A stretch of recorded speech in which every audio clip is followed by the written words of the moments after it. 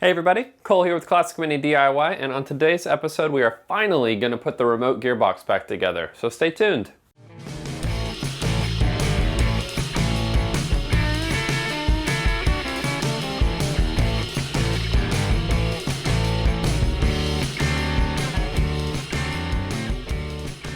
Now, as I said, we are going to be reassembling the remote gearbox that is ultimately going to go on my early 998 engine that is sitting off screen right now.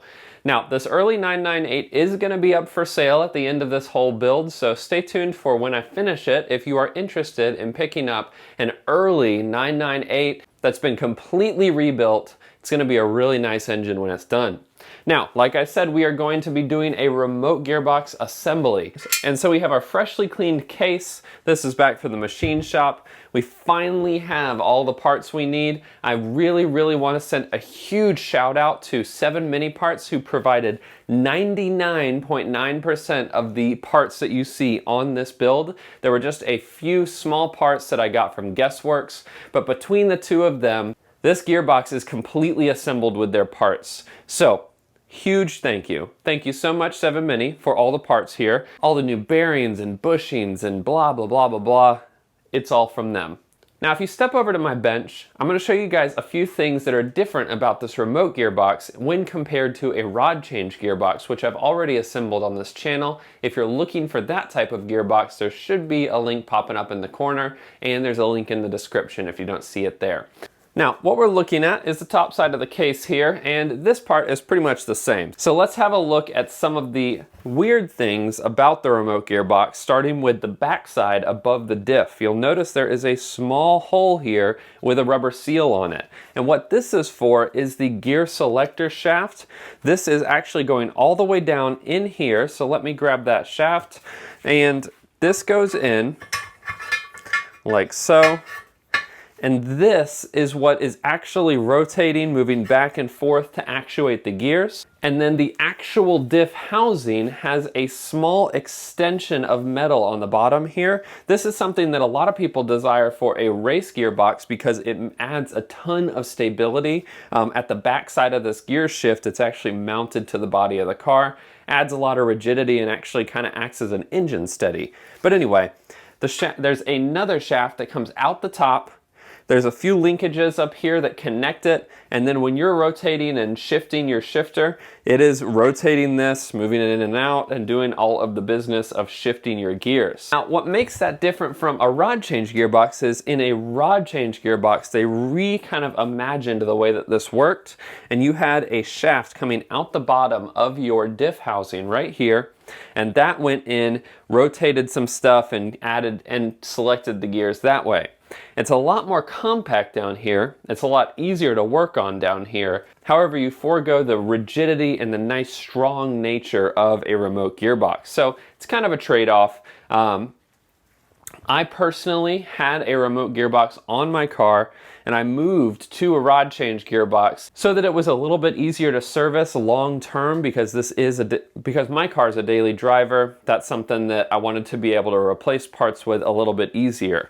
Getting parts for these old remote gearboxes is getting harder and harder, so just something to keep in mind. Now, to get started, we're going to have to start putting together our shift linkages. So there's these shift forks that sit down in your gearbox. They sit in this orientation down inside the box, and this is what is moving your selector forks to actually select stuff. So there's 3 of these, one for your reverse gear, and then 2 for selecting your first and second, and third and fourth gears. Now, putting those together is a relatively easy task. However, there is some important caveats in the remote gearbox, and they come in the form of detent springs and detent plungers. So your shaft slides out these holes right here, and there are springs and detents that actually notch into your selector shaft, as you can see here, and that provides the kind of grabbing and stopping power when you shift your gears, so you get kind of a nice clunk, clunk, clunk when you're shifting your gears. And those detent plungers, like this, there's 3 of these style that sit on this side of your gearbox. There's one that looks like this on the front if you have an electronic reverse gear switch. This was on there. I'm going to go ahead and keep this on there, but some remote gearboxes forego that remote switch. Like this old 3 Syncro, you can see here it's just a simple bolt in there. And then finally you have 2 plugs that go on the back side, look just like this. Those screw in and they have copper washers to keep them sealed and prevent them from leaking. So first things first, we're gonna put a detent spring and then a plunger in this bottom hole right here. So start with one of our springs, drop that sucker down in there, and then you're gonna take your detent plunger and notice there's a rounded side. That rounded side is going to go up. So facing you, drop that in, and now you have the first portion of the detent in there. Now at this point, what you're gonna do is actually install one of the selector shafts. And after you install the selector shaft, you're gonna add your other detent and spring in here, but it's gonna make it a lot easier if you don't do that just yet. Now, we're gonna get our selector fork for our reverse gear. And the way that you know that this is for the reverse gear is because it only has 2 notches in it, engaged and disengaged. The other 2 selector forks have 3 notches in them because they have to disengage and engage 2 gears each. So you have a neutral state and then a engaged gear and an engaged gear.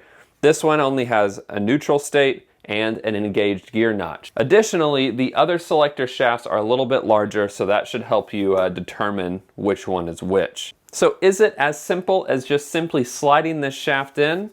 Not exactly. You do also need to add your selector fork. Now this fork does the job of notching over your reverse selector, which is right down here. It's this thing that makes the loud noises and is what holds your reverse gear in place or moves it from side to side. So one thing I learned, and this is actually from Mini Mania's video, is adding a small mark on your reverse lever here. And so this is actually going to be something you'll want to do on every one of your shift levers, but this right here is going to provide us a guide when we put this down in there where we need to line up the screw. So what I'm doing here, so I've screwed the screw into its position here. I mark around the shaft so I know how far the shaft needs to go into the actual selector fork here, and then I've drawn a small line that is in line with the bolt here. Now these bolts are a little special. This is one of the parts that I was having trouble getting, and let me take this out and I'll show you why it's special. So you can see here the bolt is a standard bolt, but it's tapered at the bottom, and it tapers and locates into the actual selector shaft. So you can see here on the actual selector shaft now with our line drawn, that is where that bolt locates into and then holds it in place so that you can select your gears accurately. Now this shaft is going to slide into this hole right down here. It's very difficult for me to show you, so let me reposition the camera and I'll help you out here. All right, so we're looking at the top of the gearbox. This is the side with your big open compartment, and you're gonna line this up and place it into the hole that's on the bottom towards the front of your gearbox casing. So you'll see the shaft should slide through without any fuss, especially right here. Next, you'll take the selector itself and you'll want to place it over your reverse gear here. Slide it through just like that. And now once you get to the other side, you're going to get stuck. And that is because of your detent spring and ball. So simply all you have to do is take a flathead screwdriver and press the little detent spring down and allow that shaft to slide the rest of the way through.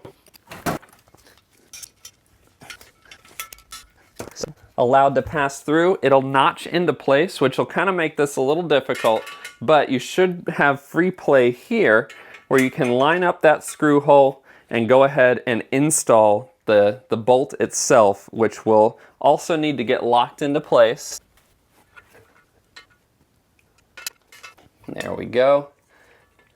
And so that bolt is now in place, and we have our reverse selector shaft installed. Pretty cool stuff. Pretty straightforward. It's actually not that complicated. And so you can see here, let's see if I can get this to actuate. There you go. So you have the reverse gear, I believe, disengaged there. And then if we take a pry bar and do the exact opposite,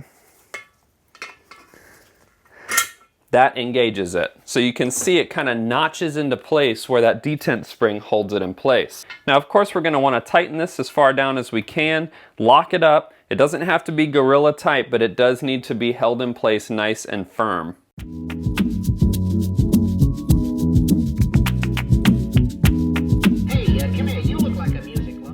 All right, so that is locked into place, nice and tight, ready to be used. The next thing is our next selector shaft. We're gonna slide that in, get it into place. Now the next step is to go ahead and put the other two in. We're gonna repeat the same steps where we put the selector fork on our selector shaft here, screw it in, and we're gonna mark it. Although it's funny, it looks like somebody marked this one by like actually notching it, which isn't ideal. But I'm going to use a Sharpie, mark this one, and then I'm also going to do the same thing with my other selector shaft. One thing to note is this one is actually the next selector shaft, despite it being bigger. It's kind of counterintuitive. You would think this is going to be the last one that gets set into the case, but in fact this one is the middle selector shaft, and then this one is the last one. And you can see again 3 notches. Neutral state, gear state, gear state. Same thing for this one. Neutral state, gear state, gear state. Pretty straightforward. Hope that makes sense. So let's do this. Excuse me, senor. It is not ole ole. No, see. It is only one ole. Like this. Now this can be a little bit difficult, these second 2 shafts, because the nut and the bolt that you have to index in there and actually tighten down, once the fork is inserted in here, it's actually pretty difficult to get down into, but I will show you. So you slide your shaft down in the bottom hole here, and you'll notice it's actually indexing into the reverse gear selector here. There's like a small cup available for it. Then you take your new fork. I'm going to go ahead and put the screw in there just so it's ready. Make sure that it's not actually blocking the shaft from going through. And then we're going to take this, slide the shaft through this as well, and in to the other side, just like that. Now, once you do that, there's not a great way for me to show you this, unfortunately, so bear with me here. But you're going to line up those holes, tighten it as far as you can by hand. It's going to help you a lot. And once you have that tightened by hand, the next thing is you'll go ahead and tighten it with a wrench. Get it as tight as you can, and then lock down that locking nut on there.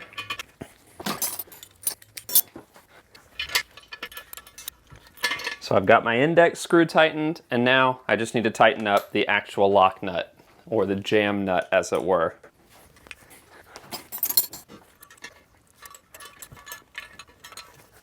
All right, so awesome. We now have that locked into place, as you can see here, and that's looking good. Now all we've got left is our last selector shaft, and then we'll be able to start putting some gears in. All right, and then our last shaft is going to go through here.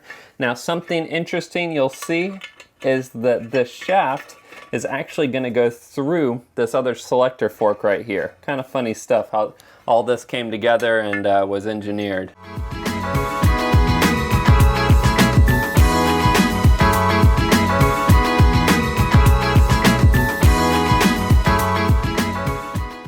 All right, and so now we have all of our selector forks in and engaged. Let me go ahead and show you guys how this is going to look. If you look over to the right side here, this isn't exactly the placement it's going to be. I think the reverse gear is engaged right now. However, this is what's called a gate. This is where your little pivot shaft is going to sit, and what it does is it pushes these gates one way or the other way to disengage or engage certain gears. It's pretty cool stuff. But at this point, we have all of our selector shafts in. The last thing that we need to do here is put our detent springs in the back side of the gearbox. So let's do that. All right, and so on this side, we're going to be putting the rounded end down, just like that, on both sides. Rounded end goes down. Each one gets its own spring. just like that. And then we're gonna take our plugs with a copper washer on them and we're gonna tighten these down so they make a nice tight seal. And this is what does the job of actually like sealing this and making sure oil doesn't come out, but it also does the job of adding spring tension to those detent plungers so that you can engage and disengage the gears. Okay, so now what we have is our detent springs in, we have our shift linkages all where they need to be, and everything is hunky-dory. But just to show you guys what's happening here, so everything is in a neutral state right now. You can see all of our gators are lined up, which means that the gearbox is in neutral. Now, I've left the detent springs a little loose so I can show you this a little bit more easily, but when the reverse gear gets engaged, this bottom fork right here goes in just like this. So now with that, reverse is now engaged. And if there were gears in there, reverse would be engaged and ready to work. However, there are no gears in here, so that's not the case. All right, so now we're back at neutral state. Now for this next part, I'm just gonna show you the 3 different states of the first, second gear selector and the third, fourth. So we have selection number 1, neutral, selection number 2, neutral. And same thing for the 1, 2 gear selector, selected, neutral, selected, neutral. Pretty easy stuff. I'm gonna go ahead and tighten down those detent springs so those are all ready to roll. And now we can go ahead and start putting some gears in. So now it is time to install a reverse gear. And the thing about these reverse gears on these remote gearboxes is that they have a tendency to have eaten up teeth on the edge here. At this stage of their life, remote gearboxes are, not manufactured anymore. A lot of the parts are not usable anymore. You can't buy them in places, and the reverse gear is one of those pieces. As far as I know, there are no reverse gears for sale new, unless you can find some new old stock. So I have a few additional reverse gears here with me so that we can pick one of the best ones. They all have their teeth eaten up a little bit on there, but what we want is one that's the least amount of chewed up. So let's go ahead and inspect these real quick. This one's a definite no. It's usable, but I have better ones here. So between these two, they're almost identical, I tell you. I think this one's our better one. So now that we have our reverse gear selected, we're gonna go ahead, make sure that our reverse gear shaft slides through nice and free, and you can see that has no sort of resistance, which is good. Now some of the parts that you'll need that are not in rod change gearboxes, this one right here is the carrier for your actual reverse gear. And the way that this works is it sits down into this little, inside this little hole right here, and with that it will sit down, just boop, right down in there, and then you take your reverse gear and you actually set that down inside here. Now that carrier drops down just like that in there, and we're actually going to need to engage the gear, or we're actually going to need to select this real quick. So if you take a pry bar, get down to the bottom selector here, and we're going to go ahead and shift it, just like that. And now that's in place. You can see that your selector moved right here. And we're going to take our reverse gear, drop it down on there just like that, and now we're going to slide in our actual reverse shaft here. Take extra note, there's a slot right here, and it's important that this goes on this side with the selector gates here so that your little lock tab a little bit later can notch down into that and hold it in place. But for right now, just make sure that that's out there. We'll slide that sucker in just like that, and there we go. Now we have a reverse gear installed. Pretty cool stuff. For right now, that shaft is just gonna sit there, but a little bit later we're gonna rotate that around, align it with the lay shaft and all the other parts over here. But for right now, your reverse gear is installed. So ordinarily, the next thing that you'd install is your oil pickup line, or at least the filter that goes down in the bottom here. However, we are going to be installing a center oil pickup. This is something that I strongly recommend installing for anybody. It doesn't matter if you're racing or not. This is one of the best things that you can install. Let's just go ahead and set this down in here so you can see how this looks. What it does is, instead of collecting oil on the right side of your sump here, on the right side near the drain plug, it's actually going to collect oil from the center of the case. And that's going to help prevent any sort of lack of oil while you're driving, specifically when you're going around corners, things like that. In the center of your case, you're always going to have the most oil that you could have, no matter what. There's always going to be oil in the middle. However, that's not always the case on the right or left side. So you can see this goes down in there. We can't install this immediately like this because we do need to add our lay gear, and they kind of need to go in at the same time. That's kind of a finicky process, which I'll show you a little bit later. But with that, let's set this off to the side because now it's time to assemble our main shaft with all of our gears on it so that that can be set down in here with these selector forks. Before I do that, I am going to go ahead and shift this reverse gear back out of gear here. Just like that. Reverse gear will sit there, looking pretty cool. But let's go ahead and assemble that main shaft. Now, one of the things we're going to need to do in order to set up our main shaft is to set up our Syncro hubs. Now, Syncro hubs do the job of moving and selecting one gear or the other, and they also help to align the speeds between the two gears so that you don't get grinding and rough shifts. So the way that it works is they have small holes inside the actual gear here, and you have a spring and a detent ball. And so you have a few of those. There's 3 on each one of these. And the easiest way to install these is with one of these billet tools made by Guessworks. I love this thing. This thing is awesome. And the way it works is you set your actual Syncro hub down into this tool. So it's just big enough to fit the inside of this here.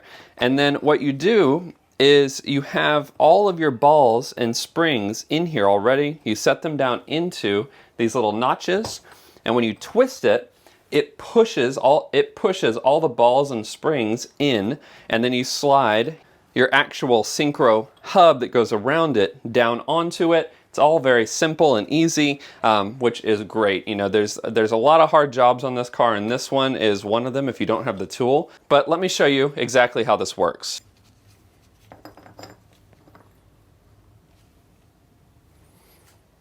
All right, and with that in there, you can see I've got a little holder here for my Syncro balls. These things have a tendency to get lost all over the place, but we drop those down into the sides here. Just like that, so they're lined up. And so then once your balls are in there, go ahead and rotate this. That'll slide the balls in there. As you can see, it's already really quite easy. You align the gaps on your Syncro hub with the Syncro gear, flip this sucker over, and then push down. Now personally, I like to go ahead and use a punch because last time I really hurt my fingers. So just give it a tap just like that. And now you have one assembled Syncro hub just like that. Ooh. Looking real good. So there's one. And now we're going to do our second one the same way.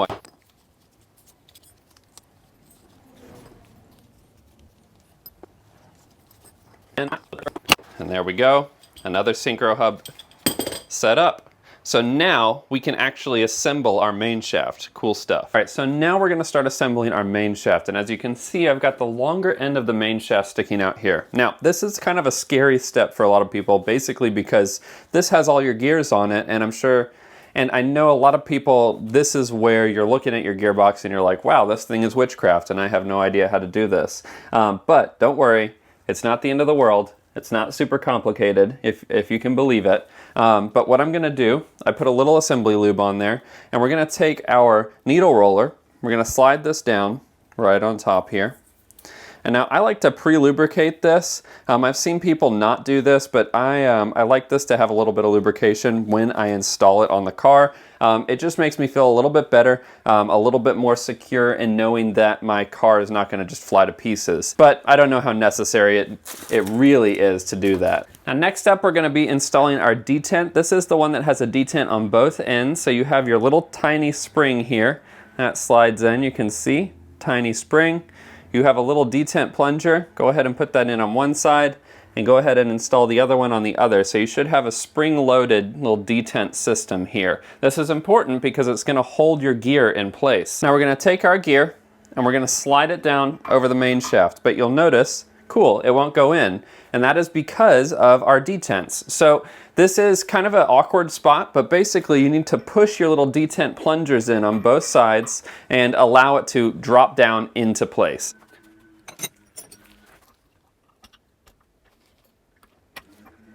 All right, there we go.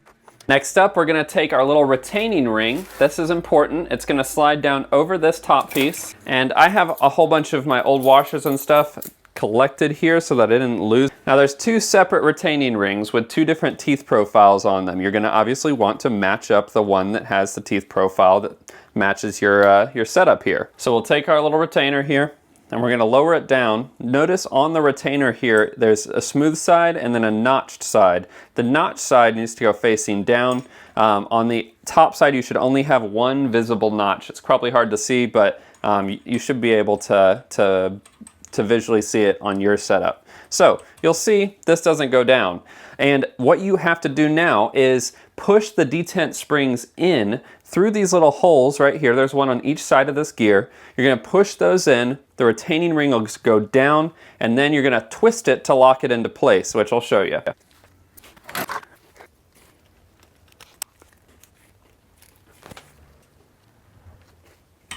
All right, so now with that down in place, you'll find the single notch that's on the top of this retainer here, and you're going to twist it, and it'll kind of pop into place. You'll hear it. Just like that. So you can actually see right on top. It's very, very difficult to see, but the detents will pop into the empty space when you rotate this around. And you're going to want to make sure that both sides of your detent pop out. That's how you know your gear is held in place. All right, so at this point, the next step would, of course, be to install the gear on the other side here. However, the spring that I was using here has been lost. This is pretty common when you're rebuilding a gearbox to lose these kinds of springs. I have detent springs, of course, for the synchronizer hubs, but not for the actual main shaft here. So this is gonna have to take a break, but what I will do to wrap up this video and so that you guys can get an idea of what we'll be working on next, let's go ahead and finish out our diff assembly here. So on the gearbox that we took apart, the actual diff was totally trashed. It was completely demolished. The whole setup was, the pin was bent, everything was screwed up. So in this one, I have a new diff cage here, and this is a good working single pin differential. Now, if this was a high power system, I would be putting in a dual pin differential or a cross pin diff.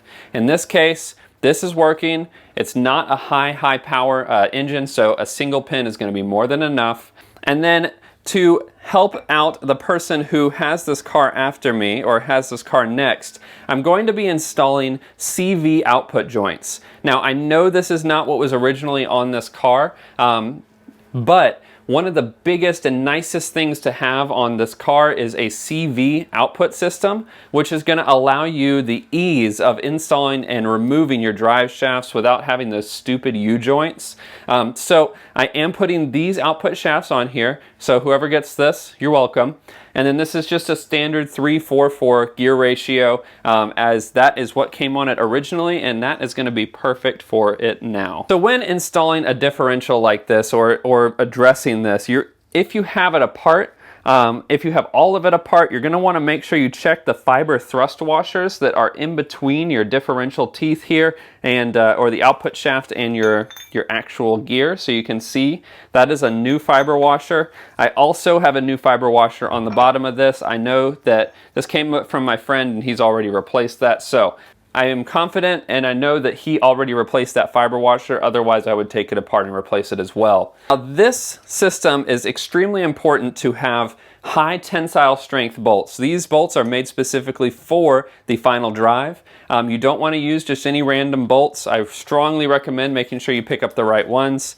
You also need a lock tab system just like this. It's all pretty straightforward stuff, but we are going to need to torque this to spec. So let's get out our handy dandy torque wrench and we'll torque this sucker down.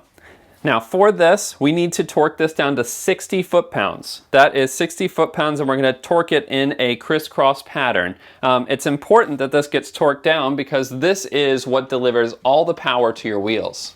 Now what I usually do is start all these bolts and then I come back through and torque it down in its crisscross pattern.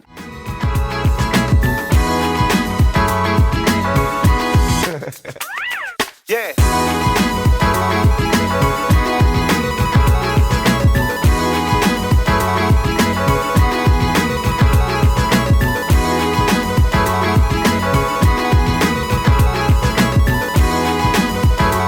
Now with all of those down to 60 foot-pounds, I'm gonna knock up these lock tabs and then we'll be done with this episode for at least right now.